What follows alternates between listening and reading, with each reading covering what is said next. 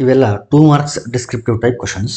ಅದರಲ್ಲಿ first question mathematics ಪಾರ್ಟಲ್ಲಿ, a man spends 35% of his income on food, 25% on children's education and 80% of the remaining on house rent. Calculate the percent of his income left with him. ಏನು ಮಾಡ್ತಾನೆ ಅಂತಂದರೆ, ಒಬ್ಬ ವ್ಯಕ್ತಿ ತನ್ನ ಆದಾಯದ 35% ಏನಿರುತ್ತೆ ಅದನ್ನು ಆಹಾರಕ್ಕಾಗಿ ಮತ್ತು 25% ಅಷ್ಟನ್ನು ಮಕ್ಕಳ ವಿದ್ಯಾಭ್ಯಾಸಕ್ಕೆ ಮತ್ತು ಉಳಿದ ಹಣದಲ್ಲಿ 80% ಮನೆಯ ಬಾಡಿಗೆಗೆ ಖರ್ಚು ಮಾಡುತ್ತಾನೆ. ಹಾಗಾದರೆ ಅವನಲ್ಲಿ ಉಳಿಯುವ ಆದಾಯವನ್ನು ಕಂಡುಹಿಡಿಯಿರಿ ಅಂತ ಇದೆ. ಮೊದಲಿಗೆ ನಾವೇನು ಮಾಡೋಣಂತಂದರೆ, ಅವನ income of that man B X. ಎಷ್ಟಿದೆ ಅಂತ ಗೊತ್ತಿಲ್ಲ, ಹಾಗಾಗಿ ಏನಾಗಿರಲಿ ಅಂತಂದರೆ ಎಕ್ಸ್ ಆಗಿರಲಿ. ಇದರ 35% ಮತ್ತು 25% ಅವನು ಫುಡ್ ಮತ್ತು ಚಿಲ್ಡ್ರನ್ಸ್ ಎಜುಕೇಷನ್ಗೆ ಸ್ಪೆಂಡ್ ಮಾಡ್ತಾನೆ. ಹಾಗಾಗಿ ಫುಡ್ಡಿಗೆ ಜೊತೆಗೆ ಚಿಲ್ಡ್ರನ್ಸ್ ಎಜುಕೇಷನ್, ನಾನು ಜಸ್ಟ್ ಎಜುಕೇಷನ್ ಅಂತ ಬರ್ಕೊಂಡ್ಬಿಡ್ತೀನಿ. ಈ ಎರಡಕ್ಕೂ ಕೂಡ ಒಟ್ಟಿಗೆ ಎಷ್ಟು ಸ್ಪೆಂಡ್ ಮಾಡ್ತಾನೆ ಅಂತಂದರೆ 35% ಪ್ಲಸ್ 25%, ಅಂದರೆ ಅಲ್ಲಿಗೆ ಎಷ್ಟಾಯ್ತದು 60% ಆಫ್ ಎಕ್ಸ್. ಅಂದರೆ ಅವನ ಇನ್ಕಮ್ ಎಷ್ಟಿತ್ತೋ ಅದರ 60% ಅಷ್ಟು ಅವನು ಫುಡ್ ಮತ್ತು ಎಜುಕೇಷನ್ಗೆ ಸ್ಪೆಂಡ್ ಮಾಡ್ತಾನೆ. 60% is nothing but 60/100 into X. Divide ಮಾಡಿದರೆ 2 5s 2 3s, so we get 3x/5. ಇಷ್ಟನ್ನು ಅವನು ಫುಡ್ ಮತ್ತು ಎಜುಕೇಷನ್ಗೆ ಸ್ಪೆಂಡ್ ಮಾಡ್ತಾನೆ. ಈಗ ಈ 80% ಏನಿದೆ ಅದೇನು ಅಂತಂದರೆ, ರಿಮೈನಿಂಗ್ ಅಮೌಂಟಲ್ಲಿ 80% ಹೌಸ್ ರೆಂಟಿಗೆ ಮಾಡ್ತಾನೆ. ಅಂದರೆ ಅವನ ಇನ್ಕಮ್ ಎಕ್ಸು, ಅದರಲ್ಲಿ ಫುಡ್ ಮತ್ತು ಎಜುಕೇಷನ್ಗೆ 3x/5 ಅಷ್ಟು ಖರ್ಚು ಮಾಡ್ತಾನೆ. ಇಷ್ಟು ಖರ್ಚು ಮಾಡಿ ಆದಮೇಲೆ ಎಷ್ಟು ಉಳಿಯುತ್ತೋ ಅದರ 80% ಏನು ಮಾಡ್ತಾನೆ ಅಂತಂದರೆ ಹೌಸ್ ರೆಂಟಿಗೆ ಬಳಸ್ತಾನೆ ಅಂತ. ಹಾಗಾದರೆ ರಿಮೈನಿಂಗ್ ಅಮೌಂಟ್ ಎಷ್ಟು ಅವನಿಗೆ ಇವೆರಡು ಆದಮೇಲೆ, ಫುಡ್ ಮತ್ತು ಎಜುಕೇಷನ್ಗೆ ಖರ್ಚು ಮಾಡಿ ಆದಮೇಲೆ ರಿಮೈನಿಂಗ್ ಎಷ್ಟು ಉಳಿಯುತ್ತೆ ಅಂತಂದರೆ x minus 3x/5. It is equal to 5 minus 3 ಅಂತಂದರೆ 2. Therefore we get 2x/5. ಇಷ್ಟು ಉಳಿಯಿತು. ಇದರ 80% ಅಂತಂದರೆ 80% ಆಫ್ ರಿಮೈನಿಂಗ್ ಎಷ್ಟು ಉಳಿದಿತ್ತೋ ಅದರ 80% ಅಂತಂದರೆ 80% ಆಫ್ ರಿಮೈನಿಂಗ್ ಅಂತಂದರೆ 80% ಆಫ್ ಅಂದರೆ ಇಂಟು 2x/5. 80% ಅಂತಂದರೆ 80/100 ಅಂತ ಅರ್ಥ. 80/100 ಇಂಟು 2x/5 ಡಿವೈಡ್ ಮಾಡಿದರೆ 2 5s 10, 2 4s 8, 4 2s 8x divided by 5 5s 25. ಇದು 80% ಆಫ್ ರಿಮೈನಿಂಗ್ ಅಮೌಂಟ್. ಅಂದರೆ ಫುಡ್ ಮತ್ತು ಎಜುಕೇಷನ್ಗೆ 3x/5 ಅಷ್ಟು ಖರ್ಚು ಮಾಡ್ತಾನೆ, ಜೊತೆಗೆ ಹೌಸ್ ರೆಂಟಿಗೆ 8x/25 ಅಷ್ಟು ಖರ್ಚು ಮಾಡ್ತಾನೆ. ಈಗ ಇಷ್ಟೆಲ್ಲ ಆದಮೇಲೆ ಲಾಸ್ಟಿಗೆ ಎಷ್ಟು ಅಮೌಂಟ್ ಅವನ ಹತ್ರ ಉಳಿತು ಅಂತ ನಾವು ಕ್ಯಾಲ್ಕುಲೇಟ್ ಮಾಡಬೇಕು. So amount left with him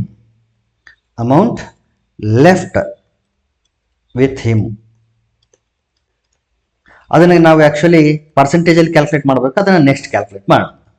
amount left with him, ಮೊದಲಿಗೆ ಎಕ್ಸ್ ಅಷ್ಟು ಇನ್ಕಮ್ ಇತ್ತು, ಅದರಲ್ಲಿ ಎರಡನ್ನೂ ತೆಗಿಬೇಕು ನಾವು. ಒಂದು ಫುಡ್ ಆ್ಯಂಡ್ ಎಜುಕೇಷನ್ ಜೊತೆಗೆ ಹೌಸ್ ರೆಂಟ್.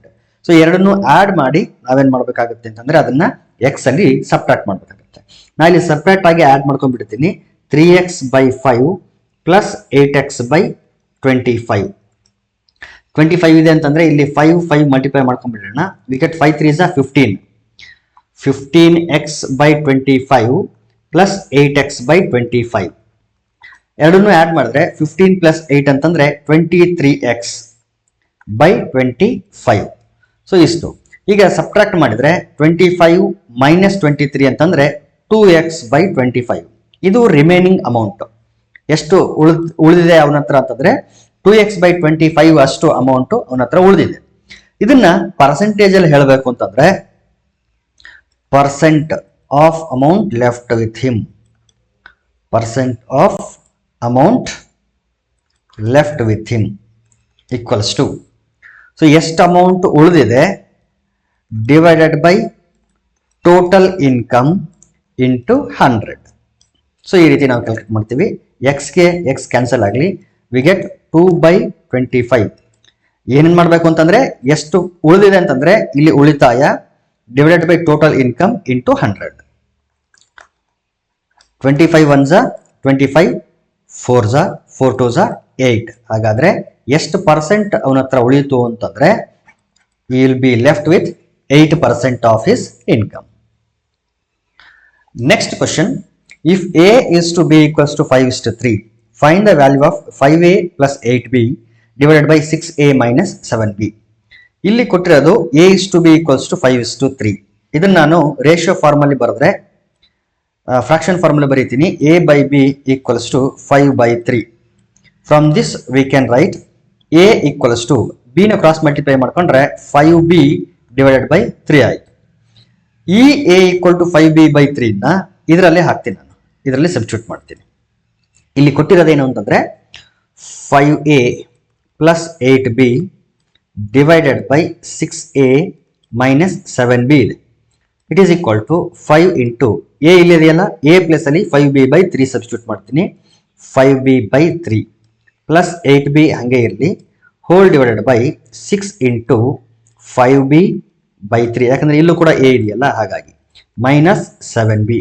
ನಾವು ಟೇಕ್ ಅದಕ್ಕೆ ಮುಂಚೆ ಈ ನಂಬರ್ಗಳನ್ನ ಮಲ್ಟಿಪ್ಲೈ ಮಾಡ್ಕೊಳ್ಳೋಣ. 5 5 ಝ 25, 25B/3 plus 8B divided by 6 5 ಝ 30B/3 minus 7B. ಈಗ ಏನ್ ಮಾಡಿ ಅಂತಂದ್ರೆ ನ್ಯೂಮರೇಟರ್ ಇಂದ ಮತ್ತು ಡಿನಾಮಿನೇಟರ್ ಇಂದ B ಕಾಮನ್ ತೆಗೆದುಬಿಡೋಣ. ಸೊ ನ್ಯೂಮರೇಟರ್ ಇಂದ ಕೂಡ B ಕಾಮನ್ ಬರುತ್ತೆ, ಡಿನಾಮಿನೇಟರ್ ಕೂಡ B ಕಾಮನ್ ಬರುತ್ತೆ. ಸೊ ಇಲ್ಲಿ 25/3 ಪ್ಲಸ್ 8 ಉಳಿತು ಡಿವೈಡೆಡ್ ಬೈ ಇಲ್ಲಿ ಕೆಳಗಡೆ 30/3 ಮೈನಸ್ 7 ಉಳಿತು. ಓಕೆ, ಈಗ B ಕ್ಯಾನ್ಸಲ್ ಮಾಡ್ಬೋದು ನಾವು. ರೈಟ್, ನಾವು take LCM in the numerator as well as in the denominator. Separate ಆಗಿ LCM ತಗೊಳ್ಳೋಣ. LCM ಏನ್ ಬರುತ್ತೆ? 3 ಬರುತ್ತೆ LCM. ಸೊ 3 8 ಝ ಇಲ್ಲಿ 3 ಬಂದ್ರೆ ಇಲ್ಲಿ 3 ಮತ್ತು 8 ಮಲ್ಟಿಪ್ಲೈ ಆಗಬೇಕು. ಸೊ 25 ಪ್ಲಸ್ 3 8 24 ಡಿವೈಡ್ ಬೈ 3, ಇದು ನ್ಯೂಮರೇಟರ್ ಅಲ್ಲಿ. ಅದೇ ರೀತಿ ಡಿನಾಮಿನೇಟರ್ ಅಲ್ಲಿ ಕೂಡ LCM ತಗೊಂಡ್ರೆ 30 ಮೈನಸ್ 3 7 21 ಡಿವೈಡ್ ಬೈ 3. ಡಿನಾಮಿನೇಟರ್ ಅಲ್ಲಿ 3 3 ಇದೆಯಲ್ಲ, ಅವೆರಡನ್ನು ತೆಗೆದುಬಿಡಿ. ನ್ಯೂಮರೇಟರ್ ಅಲ್ಲಿ ಇರ್ತಕ್ಕಂಥ 3, ಇಲ್ಲಿ ಡಿನಾಮಿನೇಟರ್ ಅಲ್ಲಿ ಇರ್ತಕ್ಕಂಥ 3, ಎರಡು ಡಿನಾಮಿನೇಟರ್ ಗಳನ್ನ ನಾವು ಕ್ಯಾನ್ಸಲ್ ಮಾಡಿಬಿಡೋಣ. It is equal to 25 plus 24 ಅಂತಂದ್ರೆ we get 49 divided by 30 minus 21, it is nothing but 9. Therefore the value will be equal to 49/9. Next question, find the number of different 8-letter arrangements that can be made from the letters of the word daughter, DAUGHTER, so that all vowels occur together. Daughter ಎಂಬ ಆಂಗ್ಲ ಪದದ ಅಕ್ಷರಗಳಿಂದ 8 ವಿವಿಧ ಅಕ್ಷರಗಳನ್ನು ಜೋಡಿಸಲಾಗಿದೆ. ಸ್ವರಾಕ್ಷರಗಳೆಲ್ಲ ಒಂದೆಡೆ ಬರುವಂತೆ ರಚಿಸಬಹುದಾದ ಒಟ್ಟು ಜೋಡಣೆಗಳ ಸಂಖ್ಯೆ. ಇಲ್ಲಿ ಅರೇಂಜ್ಮೆಂಟ್ಸ್ ಅಂತ ಇರೋದ್ರಿಂದ ಈ ವರ್ಡ್ ನಮಗೆ ಏನ್ ಕ್ಲೂ ಕೊಡುತ್ತೆ ಅಂತಂದ್ರೆ this problem is related to permutation. Arrange ಮಾಡಬೇಕು ಅಂತ ಹೇಳಿದೆ. ಅರೇಂಜ್ ಮಾಡಬೇಕು ಅಂತಂದ್ರೆ ಸಪೋಸ್ 2 ಲೆಟರ್ಗಳಿದೆ ಅಂತ ಅನ್ಕೊಳ್ರಿ, A ಮತ್ತು B. ಇಲ್ಲಿ ಅರೇಂಜ್ಮೆಂಟ್ ಅಂತ ಬಂದಾಗ AB ಮತ್ತು BA ಎರಡು ಬೇರೆ ಬೇರೆ ಅರೇಂಜ್ಮೆಂಟ್ಸ್ ಅಂತ ಬಂದಾಗ order of the elements count ಆಗುತ್ತೆ. ಫಸ್ಟ್ ಯಾರು ಬಂದ್ರು, ನೆಕ್ಸ್ಟ್ ಯಾರು ಬಂದ್ರು ಅನ್ನೋದು ಕೌಂಟ್ ಆಗುತ್ತೆ. So AB will be different from BA. ಆದ್ರೆ ಸೆಲೆಕ್ಷನ್ ಅಂತ ಬಂದಾಗ AB ಮತ್ತು BA ಎರಡು ಕೂಡ ಒಂದೇ. ಸೆಲೆಕ್ಷನ್ ಅಂತ ಬಂದಾಗ ಎರಡು ಒಂದೇನೆ, ಆರ್ಡರ್ ಮ್ಯಾಟರ್ ಆಗಲ್ಲ. ಆದ್ರೆ ಅರೇಂಜ್ಮೆಂಟ್ ಅಂತ ಬಂದಾಗ AB ಮತ್ತು BA ಎರಡು ಬೇರೆ ಬೇರೆ arrangements. So arrangements is nothing but permutation, selection is nothing but combination. ಇದು ನಮ್ಗೆ ಗೊತ್ತಿರಬೇಕು. ಇಲ್ಲಿ ಎಷ್ಟು ಲೆಟರ್ಸ್ ಇದೆ ಅಂತಂದ್ರೆ DAUGHTER ಇಷ್ಟಿದೆ. ಆದರೆ ಒಂದು ಕಂಡೀಷನ್ ಏನು ಅಂತಂದ್ರೆ ಇಲ್ಲಿ ಎಲ್ಲ ಓವೆಲ್ಗಳು all the vowels should occur together. ಅಂದ್ರೆ ಇಲ್ಲಿ ಎಷ್ಟು ಓವೆಲ್ಗಳಿದೆ? 3 ಓವೆಲ್ಗಳಿದೆ. ಯಾವುದು ಅಂತಂದ್ರೆ first one A, U and E. ಈ 3 ಓವೆಲ್ಗಳು ಒಂದೇ ಕಡೆ ನಮಗೆ ಬರಬೇಕು. ಅದಕ್ಕೆ ನಾವೇನ್ ಮಾಡೋಣ ಅಂತಂದ್ರೆ ಈ 3 ಓವೆಲ್ಗಳನ್ನ ಒಂದೇ ಎಲಿಮೆಂಟ್ ಅಂತ ಟ್ರೀಟ್ ಮಾಡೋಣ. ಸೊ ಒಂದೇ ಎಲಿಮೆಂಟ್ ಅಂತ ಯಾವ ರೀತಿ ಟ್ರೀಟ್ ಮಾಡೋದು ಅದನ್ನ ಫಸ್ಟ್ಗೆ ತಗೊಂಡ್ಬಿಡ್ತೀನಿ ನಾನು. ಎ ಯು ಇ ಇದು ಒಂದೇ ಎಲಿಮೆಂಟ್, ಎ ಯು ಇ ಒಂದೇ ಎಲಿಮೆಂಟ್. ಇನ್ನು ಉಳಿದಂತ ಲೆಟರ್ಗಳನ್ನ ಈ ಕಡೆ ಬರ್ಕೊಳ್ತೀನಿ. D, G, H, T, R. ಈಗ ಎಷ್ಟು ಎಲಿಮೆಂಟ್ಸ್ ಆಯ್ತು? ಆಕ್ಚುಯಲ್ ಆಗಿ ಸಪರೇಟ್ ಆಗಿ ನೋಡಿದಾಗ ಎಷ್ಟು ಎಲಿಮೆಂಟ್ಸ್ ಇತ್ತು ಅಂತಂದ್ರೆ 1 2 3 4 5 6 7 8 ಎಲಿಮೆಂಟ್ಸ್ ಅಂತ ನೋಡಿದಾಗ, ಲೆಟರ್ಸ್ ಅಂತ ನೋಡಿದಾಗ 8 ಲೆಟರ್ಸ್, ಎಲಿಮೆಂಟ್ಸ್ ಅಂತ ನೋಡಿದಾಗ್ಲೂ 8 ಎಲಿಮೆಂಟ್ಸ್. ಆದ್ರೆ ಯಾವಾಗ ಎಲ್ಲಾ ಓವೆಲ್ಸ್ಗಳು ಒಂದ್ ಕಡೆ ಬರಬೇಕು ಅಂತ ಹೇಳ್ತಾರೋ ಅವಾಗ ನಾವೇನ್ ಮಾಡ್ತೀವಿ ಅಂತಂದ್ರೆ ಎ ಯು ಇ ನ ನಾವು ಒಂದೇ ಬಾಕ್ಸ್ ಅಲ್ಲಿ ಹಾಕಿ we will treat these 3 letters as single element. So element ಅಂತ ನೋಡಿದಾಗ ಇಲ್ಲಿ ಎಷ್ಟು ಎಲಿಮೆಂಟ್ಸ್ ಆಯ್ತು? 1 2 3 4 5 6.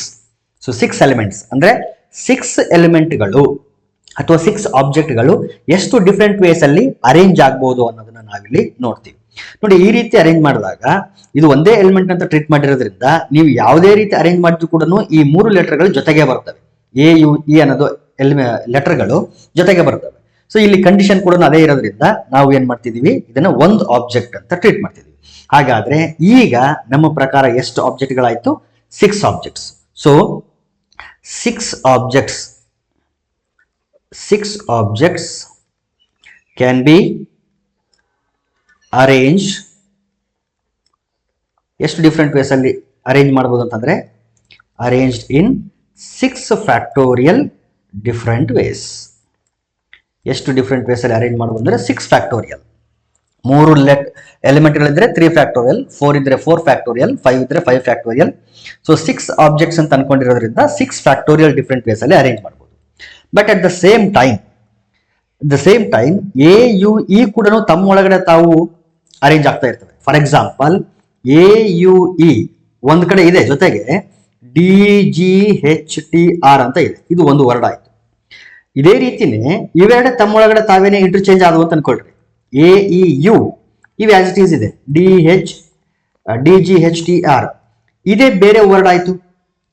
ಅಂದ್ರೆ ಈ 3 ಲೆಟರ್ಗಳು ಜೊತೆಗೆ ಇದೆ, ಜೊತೆಗೆ ಇದ್ದಾಗಲೂ ಕೂಡ ತಮ್ಮೊಳಗಡೆ ತಾವೇನೆ ಏನಾಗ್ತಾ ಇದೆ ಇದು ಅಂತಂದ್ರೆ ಅರೇಂಜ್ ಆಗ್ತಾ ಇದೆ. ಫಸ್ಟ್ ಎ ಬಂತು, ಆಮೇಲೆ ಇ ಬಂತು, ಆಮೇಲೆ ಯು ಬಂತು, ಈ ರೀತಿ ತಮ್ಮೊಳಗಡೆ ತಾವೇನೆ ಅರೇಂಜ್ ಆಗ್ತಾ ಇದೆ. ಆ ರೀತಿ ಅರೇಂಜ್ ಆದಾಗಲೂ ಕೂಡ ಬೇರೆ ಬೇರೆ ವರ್ಡ್ಸ್ ಗಳಲ್ಲಿ ಫಾರ್ಮ್ ಆಗ್ತವೆ. ಹಾಗಾಗಿ ಇವುಗಳದ್ದು ಕೂಡ ಅರೇಂಜ್ಮೆಂಟ್ಸ್ ನಾವು ಕೌಂಟ್ ಮಾಡಬೇಕಾಗುತ್ತೆ. ಸೊ ಇಲ್ಲಿ ಚೇಂಜ್ ಆಯ್ತು ಅಂತಂದ್ರೆ ಹೊಸ ಲೆಟರ್ ಬರುತ್ತೆ, ಮತ್ತೊಂದು ವರ್ಡ್ ಲೆಟರ್ ಇಂಟರ್ಚೇಂಜ್ ಆಯ್ತು ಅಂದ್ರೆ ಮತ್ತೊಂದು ಹೊಸ ವರ್ಡ್ ಬರುತ್ತೆ. ಸೊ ಈ 3 ಆಬ್ಜೆಕ್ಟ್ಗಳು ತಮ್ಮೊಳಗಡೆ ತಾವೇನೆ ಇಂಟರ್ಚೇಂಜ್ ಆಗ್ತಾ ಇದೆ. ಸೊ ಅವು ಎಷ್ಟು ಡಿಫ್ರೆಂಟ್ ವೇಸ್ ಅಲ್ಲಿ ಅರೇಂಜ್ ಆಗ್ತದೆ ಅಂತಂದ್ರೆ ಇಲ್ಲಿ 3 ಲೆಟರ್ಸ್ ಗಳಿರೋದ್ರಿಂದ 3 ಫ್ಯಾಕ್ಟೋರಿಯಲ್ ಡಿಫ್ರೆಂಟ್ ವೇಸ್ ಅಲ್ಲಿ ಅರೇಂಜ್ ಆಗ್ತವೆ. And all the vowels also arrange themselves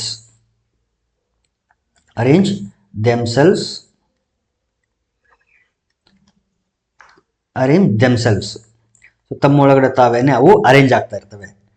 themselves in 3 factorial different ways. ಯಾಕಂದ್ರೆ ಅವು 3 ಇರೋದ್ರಿಂದ 3 ಫ್ಯಾಕ್ಟೋರಿಯಲ್ ಡಿಫ್ರೆಂಟ್ ವೇಸ್ ಅಲ್ಲಿ ಅವು ಅರೇಂಜ್ ಆಗ್ತವೆ. ಸೊ ಇದರ ಅರೇಂಜ್ಮೆಂಟ್ ಟೋಟಲ್ ವರ್ಡ್ ಮೇಲೆ ಡಿಪೆಂಡ್ ಆಗೋದ್ರಿಂದ these 2 events are dependent. These 2 events independent ಅಲ್ಲ. ಇಲ್ಲಿ ಚೇಂಜ್ ಆಯ್ತು ಅಂತಂದ್ರೆ ಹೊಸ ವರ್ಡ್ ಮೇಲೆ ಅದು ಎಫೆಕ್ಟ್ ಮಾಡೋದ್ರಿಂದ ಸೊ ಈ 2 ಇವೆಂಟ್ಗಳು ಏನಾಗ್ತವೆ ಅಂತಂದ್ರೆ ಡಿಪೆಂಡೆಂಟ್ ಇವೆಂಟ್ಗಳಾಗ್ತವೆ. These 2 events are dependent events. So dependent ಅಂತಂದ್ರೆ ಅವುಗಳ ಅರೇಂಜ್ಮೆಂಟ್ ನಾವೇನ್ ಮಾಡ್ಬೇಕಾಗುತ್ತೆ, ಅಲ್ಲಿ ಮಲ್ಟಿಪ್ಲೈ ಮಾಡ್ಬೇಕಾಗುತ್ತೆ. therefore total number of arrangements will be given by 6 factorial into 3 factorial. 6 factorial ಯಾಕೆ? ಅಲ್ಲಿ 6 ಆಬ್ಜೆಕ್ಟ್ಸ್ ಇದ್ದಾಗ. ಈ 3 ಫ್ಯಾಕ್ಟೋರಿಯಲ್ ಯಾಕೆ? ಈ ಓವೆಲ್ಸ್ ಗಳು ತಮ್ಮೊಳಗಡೆ ತಾವು ಅರೇಂಜ್ ಆಗಿರೋದು. So it is equal to 6 factorial ಅಂದ್ರೆ ನಮಗೆ ಗೊತ್ತು 6 into 5 into 4 into 3 into 2 into 1 into 3 factorial ಅಂತಂದ್ರೆ 3 into 2 into 1 ಅಂತ ಅರ್ಥ.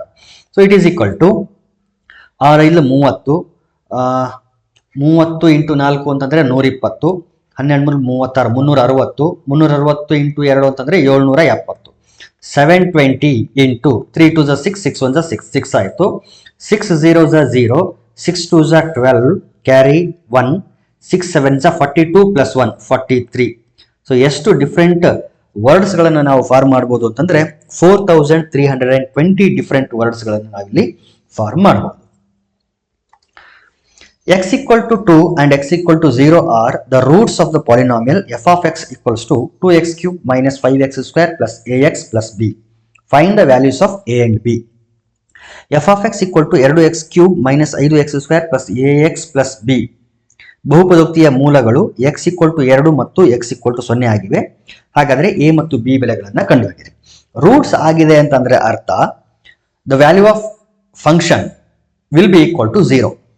ಅಂದ್ರೆ ಎಕ್ಸ್ ನ ಯಾವ ವ್ಯಾಲ್ಯೂಗೆ ಫಂಕ್ಷನ್ 0 ಆಗುತ್ತೋ ಅದನ್ನ ನಾವು ಅಥವಾ ಪಾಲಿನಾಮಿಯಲ್ 0 ಆಗುತ್ತೋ ಅದನ್ನ ನಾವೇನ್ ಕರಿತೀವಿ ಅಂತಂದ್ರೆ ರೂಟ್ ಆಫ್ ದ ಪಾಲಿನಾಮಿಯಲ್ ಅಂತ ಕರಿತೀವಿ.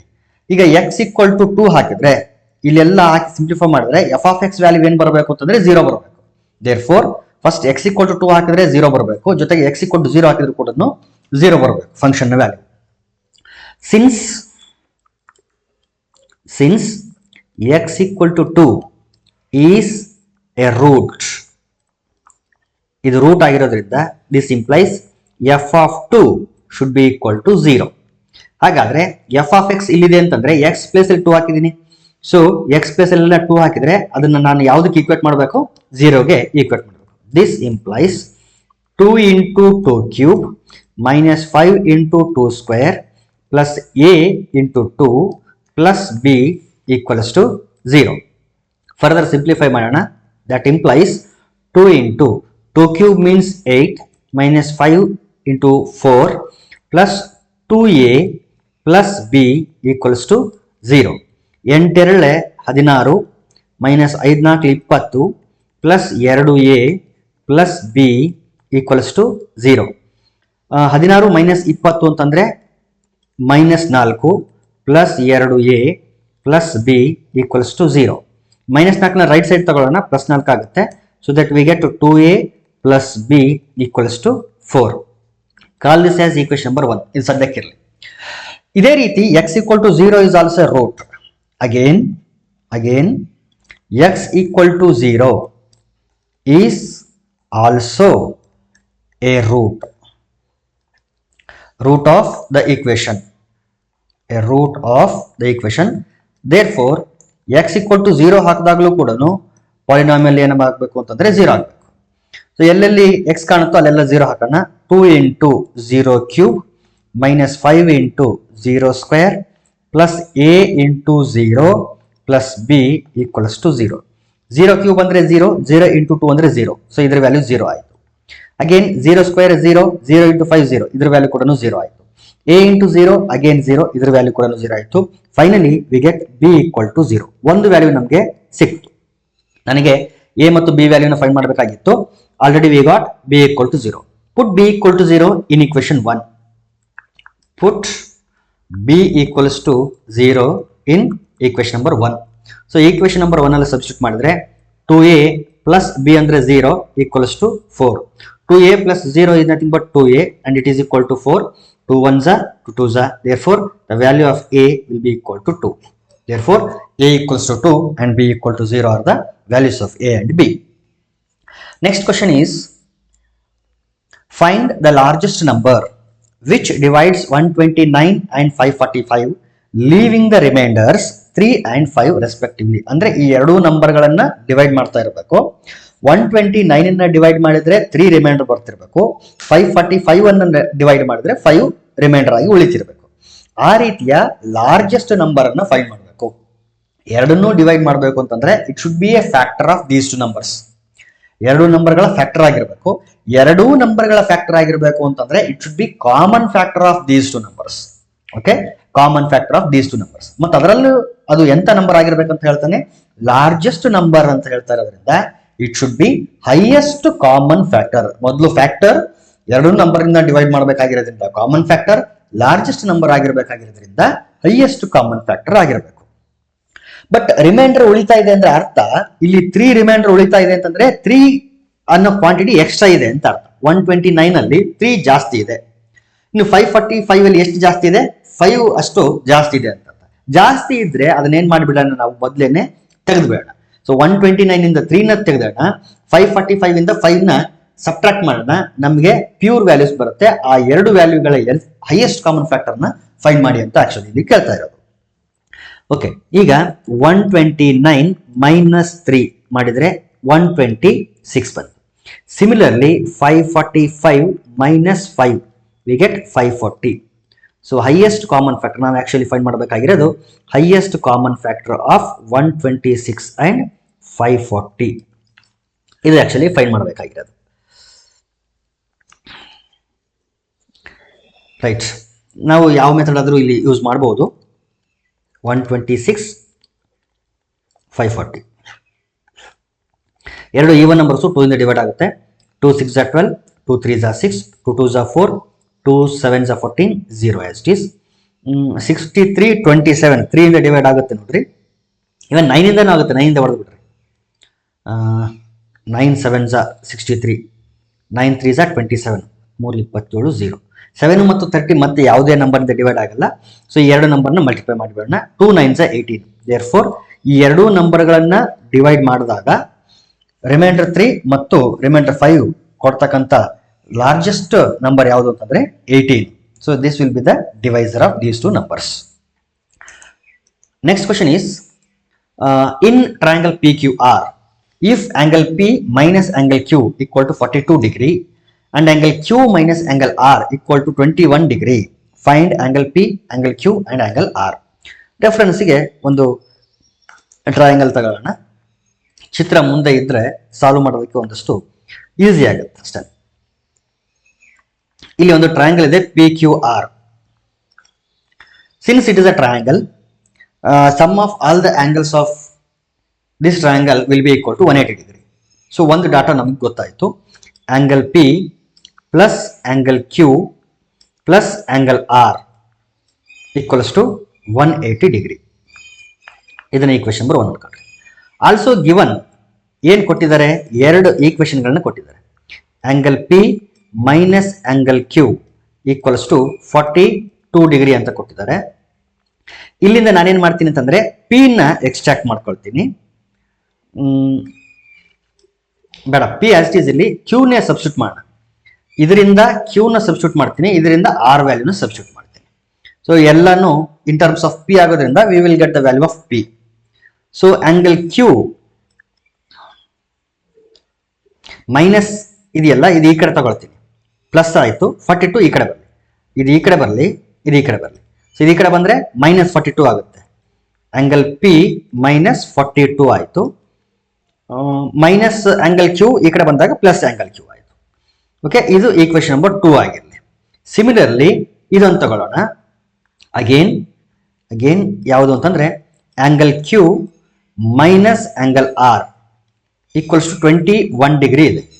ಇಲ್ಲೇನ್ ಮಾಡೋಣ ಅಂತಂದ್ರೆ R ನ ಈ ಕಡೆ ತಗೊಂಡು 21 ಈ ಕಡೆ ತಗೊಳ್ತೀನಿ. Angle Q minus 21 degree equals to angle R. But Q ಅಂತಂದ್ರೆ ಏನು? P minus 42 degree. ಇದನ್ನ ಇಲ್ಲಿ ಸಬ್ಸ್ಟಿಟ್ಯೂಟ್ ಮಾಡ್ತೀನಿ. Q ಪ್ಲೇಸ್ ಅಲ್ಲಿ ಇದನ್ನ ಸಬ್ಸ್ಟಿಟ್ಯೂಟ್ ಮಾಡ್ತೀನಿ. Angle P minus 42 degree minus 21 degree ಇದೆ as it is. It is equal to angle R. Okay, so angle P minus 42 minus 21 ಅಂತಂದ್ರೆ minus 63 degree. It is equal to angle R. ಇದನ್ನ equation number 3 ಅನ್ಕೊಳ್ರಿ. ಈ 2 ಮತ್ತು 3 ನ equation number 1 ನಲ್ಲಿ substitute ಮಾಡೋಣ. Put equation number 2 and 3 in equation number 1. 1 ಏನಿದೆ ಅಂತಂದ್ರೆ ಆಂಗಲ್ P ಇದೆ, ಅದ ಆಸ್ ಇಟ್ ಈಸ್ ಇರ್ಲಿ. ಆಂಗಲ್ Q ಅಂತಂದ್ರೆ ಏನಿದೆ ನೋಡಿ, ಇಲ್ಲಿ P ಮೈನಸ್ 42. ಇದನ್ನ ಸಬ್ಸ್ಟಿಟ್ಯೂಟ್ ಮಾಡಿ. Angle P minus 42 degree. ಅದೇ ರೀತಿ ಆಂಗಲ್ R ಅಂತಂದ್ರೆ ಏನ್ ಬಂದಿದೆ, ಇಲ್ಲಿ P ಮೈನಸ್ 63 ಅಂತ ಬಂದಿದೆ. ಅದನ್ನು ಸಬ್ಸ್ಟಿಟ್ಯೂಟ್ ಮಾಡಿ. P minus 63 degree and this is equal to 180 degree.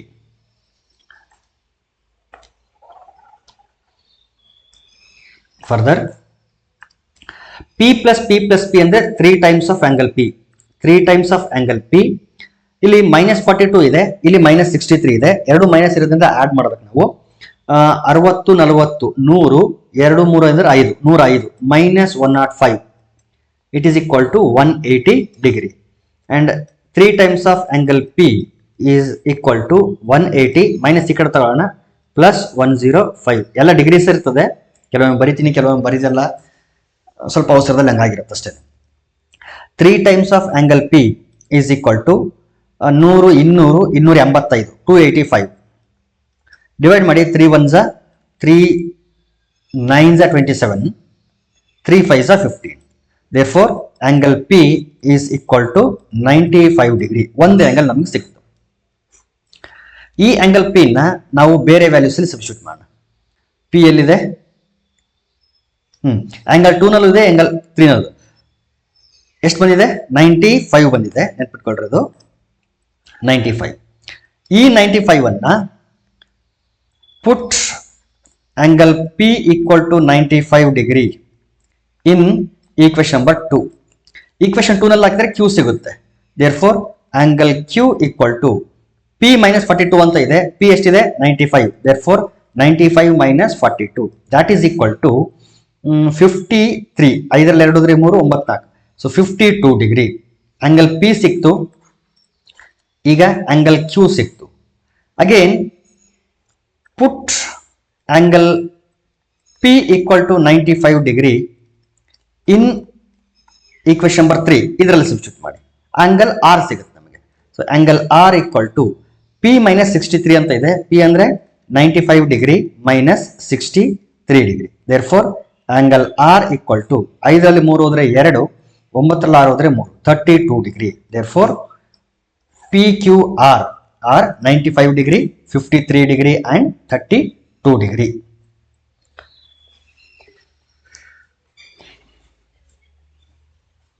S, 3 ಆಂಗಲ್ಗಳು ಇಲ್ಲಿ 95, 53, 32.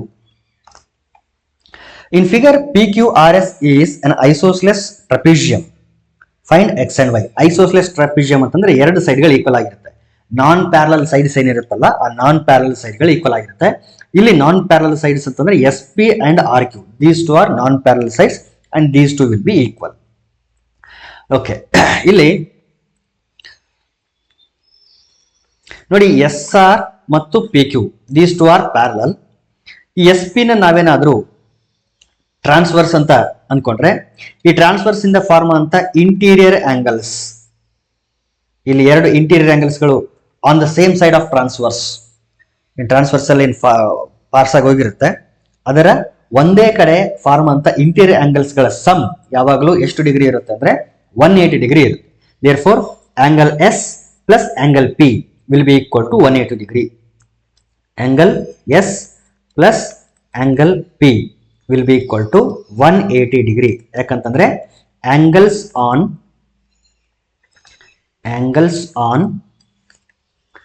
same side of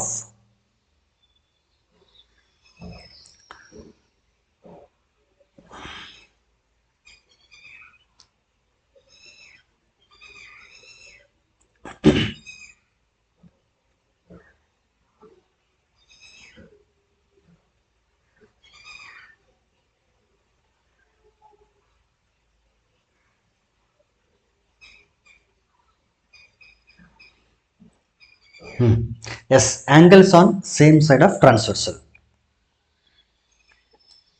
ಅದರಲ್ಲೂ ಸ್ಪೆಷಲಿ ಯಾವ ಆಂಗಲ್ಸ್ ಇವು? Interior angles on same side of transversal. So transversal line ನ ಇಂಟೀರಿಯರ್ ಆಂಗಲ್ಸ್ ನ ಸೇಮ್ ಸೈಡ್ ಫಾರ್ಮ್ ಆಗಿರೋಂಥ interior angles ಗಳ sum ಯಾವಾಗಲೂ 180 degree ಆಗಿದೆ. ಆಂಗಲ್ ಎಸ್ ಎಷ್ಟಿದೆ? 3x plus angle P 2x ಇದೆ. It is equal to 180 degree. 3x plus 2x ಅಂತಂದ್ರೆ 5x equal to 180 degree. 5 1s 5 3s 15, 5 6s 30. therefore the value of x will be equal to 36 degree. x value ನಮಗೆ ಸಿಕ್ಬಿಡ್ತು. again okay, ಈಗ ಇದು isosceles ಟ್ರಾಪಿಜಿಯಮ್. ಇಲ್ಲಿ ಯಾವುದೇ ಟ್ರಾಪಿಜಿಯಮ್ ಆದ್ರೂ ಆಗಿರಬಹುದು, ಅದರಲ್ಲಿ ಆಪೋಸಿಟ್ ಆಂಗಲ್ಸ್ ಗಳ ಸಮ್ ಯಾವಾಗ್ಲೂ 180 ಡಿಗ್ರಿ ಇರುತ್ತೆ. ಎನಿ ಟ್ರಾಪಿಜಿಯಮ್, ಸ್ಪೆಷಲಿ ಐಸೋಸೆಲೆಸ್ ಟ್ರಾಪಿಜಿಯಮ್ ಅಂತೂ ಇದ್ದೇ ಇರುತ್ತೆ. therefore angle S plus angle Q Sum of these two angles will be equal to 180 degree. Therefore, angle S plus angle Q equal to 180 degree. ಇದು ಯಾಕೆ ಅಂತಂದ್ರೆ opposite angles of isosceles trapezium. Actually, it is true in any trapezium. ಯಾವ trapezium ಅಲ್ಲಾದರೂ ಕೂಡ ಇದು true ಆಗುತ್ತೆ. Particularly ಐಸೋಸ್ಲೆಸ್ trapezium ಅಲ್ಲಂತೂ ಆಗುತ್ತೆ. Angle S ಅಂತಂದ್ರೆ 3x ಪ್ಲಸ್ ಆಂಗಲ್ ಕ್ಯೂ ಅಂತಂದ್ರೆ y, it is equal to 180 degree. This is equal to 3 into X ಅಂತಂದ್ರೆ 36 find ಮಾಡಿದೀವಿ, 36 plus y equal to 180 degree. From this we can write 3 6 18, 3 3 9 plus 1 10 plus y equals to 180 degree. Therefore, y equal to 180 minus 108. So 180 minus 108 ಅಂತಂದ್ರೆ I think it is 72 degree. Y equal to 72 degree. Yes. Therefore, the value of x will be 36 degree and the value of y will be 72 degree. So these are the questions, descriptive type questions, 2 marks descriptive type questions. And next in next class we shall discuss 3 marks descriptive type questions. Okay, thank you.